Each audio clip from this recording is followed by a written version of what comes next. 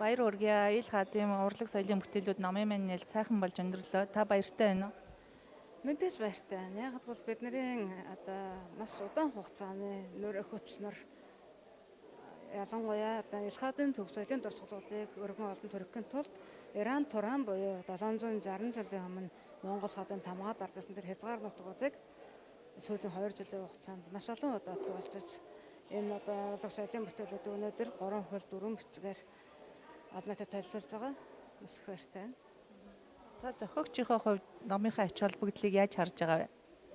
За манай ном перс хэл дээр бичигдэж, англи хэлэнд орчуулагдаж, монгол кирилл бичгүүдээр бугдсан байгаа. 3 хөл 4 бичгээр 5 төрлийн 57 нэрийн 200 гаруй дурсгал.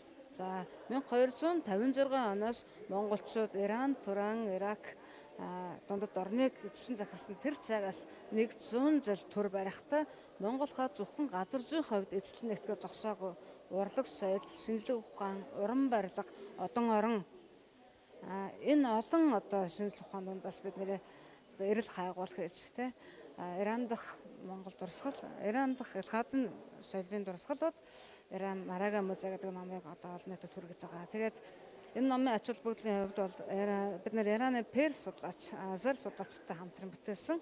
За Монгол, Иран, Турк, Англи, Австрал гэдэг 7-8 улсын судлаачид, зөвлөхүүд, мэрэгчлэтнүүд, редакторууд бас хамтран ажилласан. Тэгээ яг энэ болохоор зэрэг нэг талыг баримтлаагүй гэдгээрээ тодорхой хэлбэл 760 жилийн тэртээс 100 жилийн хугацаанд эрхсэн захирсан монголчууд эзлэгсэн дарагдж байсан персүүдийн хувьд өнөө цагийн судлаачтай хамтын бүтээл болж байгаа. Тэгээ гол ач холбогдолын хувьд болохоор зэрэг илхаадын шил, шаазан, савар эдлэл, төмөрлөгийн дурсгал, уран бичлэгийн дурсгал, зоосон дурсгал гэсэн 5 төрлийн 200 орчим дурсгалуудыг анх удаа ингэж олон улсын судалгааны эргэлтэнд оруулж ном бүтээл болгон 3 улсад 4 төрлөөр хөвлөгдөж байгаа. Олон улсын судалгааны эргэлтэнд оруулна гэдгийг манай уншигчид арай дэлгэрэнгүй танилцуулж байна.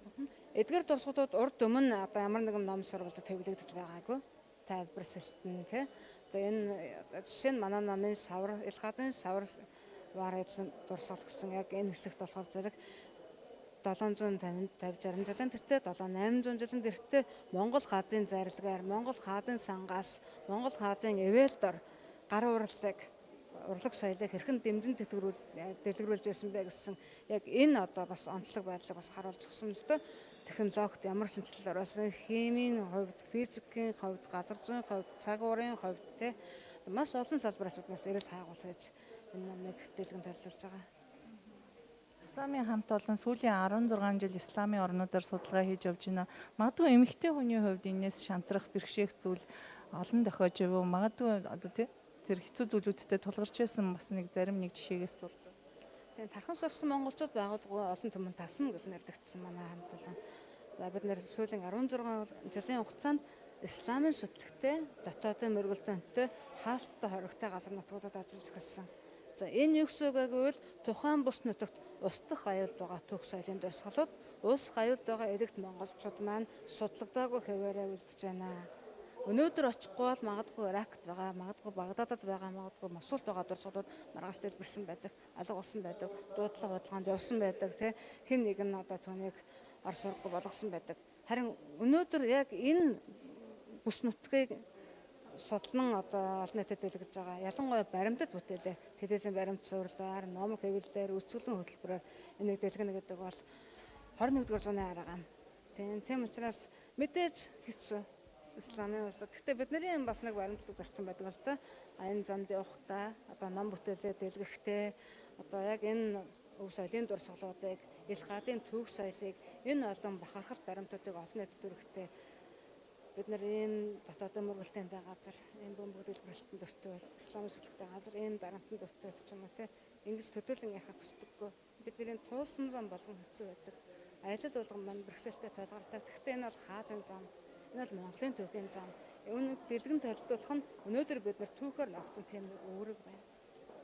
За 16 жилийн хугацаанд судалгааны ажил хийлээ. Энэ хугацаанд хичнээн ном бүтээл олон төргөө бас хичнээн үзэсгэлэн зохион байгуулсан байна. За бүтээлийнхаа тухай ярихад маш онцлог байдаг л да. Жишээ нь тархан сурсан монголчууд байгууллагын хувьд бол тархан сурсан монголчууд ялангуяа Монголын эзэнт гүрний байлдан байгуул үед Чингис хааны сүүлчийн байлдан байгуул үед эзэлсэн газруудыг хамгаалуулсан монголчуудын тухай телевизэн баримт цовруул хэзэглэсэн. 785 жилийн хугацаанд эзэлсэн газрыг хамгаалаад Монгол хүний яс цусанд байдаг тэр одоо үнэнч ус үндэснэ гэдэг тэр одоо тангараг нь тэр хүмүүсийг гансуугийн цөлд, хөхнүүрийн өндөрлөгт, төвдийн өндөрлөгт 7-800 жил төвшөрсөн байдаг. Тэр хүмүүсийн тухай, тэр угсаатны тухай, тэр үндэсний тухай бид нэр очиж сурвалжлахдаа нэг удаа очиод оршуулгын зан үйлийн тухай ч юм уу, нэг удаа очиод хормын зан үйлийн тухай ярьдаггүй. Жишээ нь 1227 онд Чингис хааны сүүлчийн байлдан дагалуулсан цагаан монголчууд, дөнгөсөн монголчуудын тухай гэхэд би 35 удаа ирж очиод телевизийн 40 минутын нэг баримт цовруул гаргаж байсан. Өвөл, хавар, намар зам, жилийн дөрөн улирлаар, оршуулгын зан үйлээр, баяр ёслолын үеэр, өрөөрүүлгийн баяраар гээд. За тархан сурсан монголчууд байгуулах сүүлийн 16 жилийн хугацаанд үндэсний болон олон улсын 300 орчим хүн ярьцлага өгсөн. За телевизэн 22 баримт цовруул бүтээсэн. Үндэсний болон олон улсын 19 удаа үйлчилсэн дэлгэсэн.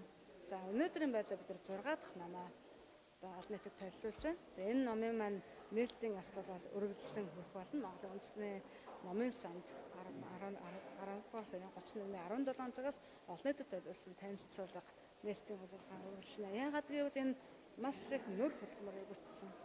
Өнөөдөр миний хувьд бол яг маш том одоо ачаа өрөөнөөс авсан мэт юм онцгой сайхан санагдаж байна. Яагаад гэвэл зүгээр сууж байгаа зүгээр л одоо энэ уламжлалт судалгааны аргаар биш те зорж очиж хэдэнтэй эрен очиж зовж зүдэрч тэр үндэстэн угсаатны онцлог тэр зан айлын хэцүү бэрхийг туулж тэр дарамттай хүнд замыг бас гэтэлж эцсийн мөчөд ном бүтээл болгоод тэгээд Иранд, Монголд гэх мэт 3-4 улс нээлттэй өнөхөр онцгой болж байна. Ажлынхаа ард гарчлаа. Магадгүй бас одоо эрэл хайгуулч судлаачийн хувьд маргаашийн ажлын төлөвлөгөө бас хэдийн гарцсан л байгаа хта. Тийм бидний хувьд яг одоо 4 төрлийн хэвлэлийн бүтээл дээр ажиллаж байгаа. Тэгээ яг энэ номын хувьд бид сүүлийн 20 жилийн хугацаанд 6 удаа Иранд ирж очиж хэвлэсэн гэж байгаа. Иранд бас хэвлэгдсэн. За 3 улсад хэвлэгдсэн. Тэгээ одоо бидний дараагийн хийж байгаа ажил бол эзэнт гүрний нэвтрэх төлөвлөж маш том бүтээл дээр ажиллаж байна. За энэ нэвтрэх төлөвийн тухай хүмүүс бол харьцангуй мэддэг. Гэхдээ энэ бол монголчууд өөрсдөө бүрэн улсынхаа бүрэн төвхийг өөрсдөө очиж, өөрсдөө барьж үжиж, өөрсдөө сурвалжилж 21-р зууны дүрслийн антрополог буюу тийм медиа арга замуудаар олон нийт төрөмтлөө маш их сургуу ажиллаж олон төсөлтөөр ажилладаг л да. Бид нэр 4 төрлийн хэвлэлээр за одоо энэ 10-аас 11-р сарын дундаар бид бас видео том төслийг эхлүүлэхээр ажиллаж байна. Тэгээ энэ нь Монголдо хэрэгжих бас нэг онцгой төсөл байгаа. Бүхний ажилд амжилт хүсье. Баярлалаа.